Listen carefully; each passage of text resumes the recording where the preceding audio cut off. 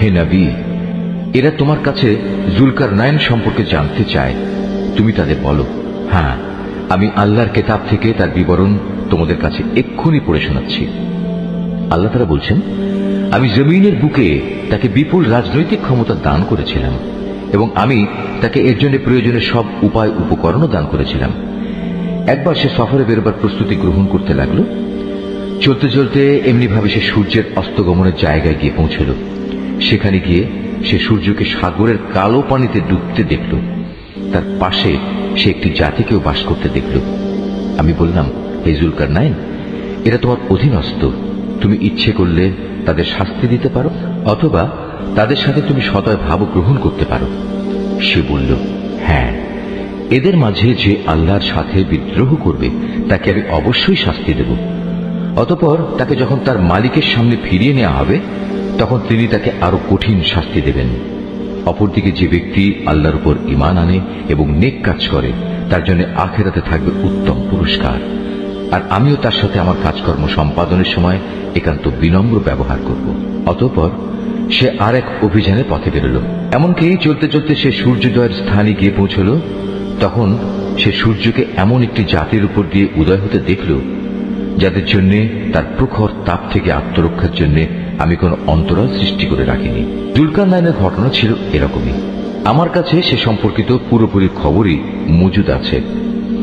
অতঃপর সে আর এক অভিযানে পথে বেরোল। এমনকি পথ চলতে চলতে সে দুটো প্রাচীরের মধ্যবর্তী স্থানে গিয়ে পৌঁছল। দুই পর্বতের মধ্যবর্তী স্থানে পৌঁছে সে এমন এক সম্প্রদায়ের লোকদের পেল, যারা জুলকারনাইনের কোনো কথাই তেমন বুঝতে পারছিল বলে মনে হল না। তারা অতি কষ্টে তাকে বলল, হে বাদশাহ জুলকারনাইন, অবশ্যই ইয়াজুজ মাজুজ নামক দুটো সম্প্রদায় এই জমিনে নানা রকম বিপর্যয় সৃষ্টিকারী। এমত অবস্থায় তাদের থেকে বাঁচার জন্য আমরা কি তোমাকে এ শর্তে কোন রকম একটা কর দেব যে তুমি আমাদের এবং তাদের মাঝে একটি প্রাচীর বানিয়ে দেবে? সে বলল, কোনো কর নেওয়ার প্রয়োজন নেই, কেননা আমার মালিক আমাকে যা কিছু দিয়ে রেখেছেন তাই আমার জন্য ভালো। হ্যাঁ, শারীরিক শক্তি দ্বারা তোমরা আমাকে সাহায্য করতে পারো। আমি তোমাদের এবং তাদের মাঝে এক মজবুত প্রাচীর বানিয়ে দেব। তোমরা আমার কাছে এ কাজের জন্য লোহার পাতসমূহ নিয়ে এসো। অতঃপর সে অনুযায়ী তা আনা হলো এবং প্রাচীর তৈরির কাজও শুরু হলো। যখন মধ্যবর্তী ফাঁকা স্থানটি পূর্ণ হয়ে লৌহ স্তূপগুলো দুটো পর্বতে সমান হয়ে গেল, তখন সে তাদের লক্ষ্য করে বলল, তোমরা হাঁপড়ে দম দিতে থাকো।